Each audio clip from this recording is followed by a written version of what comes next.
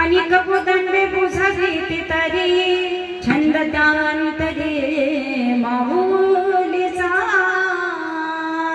नामडती तया बोलाने कांचे देखुनिया नाचे माया दृष्टी।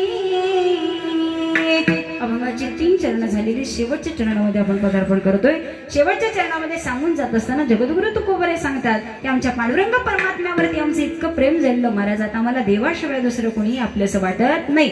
जसं लहान बाळाला वाटतं की माझी आई ती माझीच आई, दुसरी आई कितीही श्रीमंत असली, 10,000ची साडी नेसली, 2,000ची साडी नेसली, महाराज त्यांच्या मुलांना पंच पक्वान्न खायला मिळालं तरी सुद्धा माझी आई साध्या साडीत असली ना, माईबापू साडीला गाठ मारून जरी नेसलेली असली ना, सर्वसामान्य कुटुंबातली असली ना, कशी असली ना, तरी माझी आई ती माझीच आई आहे महाराज, ठीक आहे ना। हे त्या बाळाचा भाव असतो।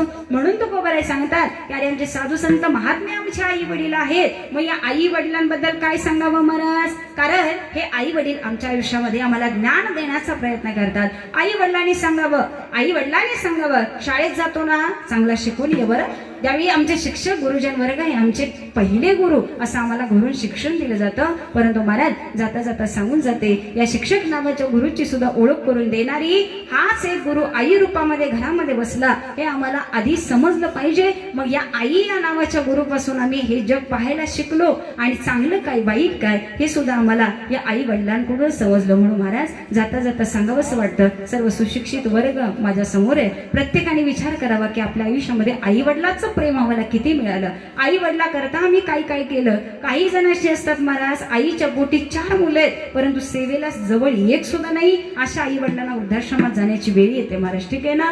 आणि काही आई वडिलांना मुलाची गरज आहे परंतु महाराज पोटी एक सुद्धा मुलबाळ नाही, तरी सुद्धा महाराज या डोळ्यामध्ये पाणी येण्याशिवाय राहत नाही। म्हणून पुन्हा पुन्हा सांगावंसं वाटतं आई वडील लहानपणी निघून गेले ना की आम्हाला आईचं प्रेम काय कळावं, परंतु जोपर्यंत आई वडील आहेत तोपर्यंत त्यांची किंमत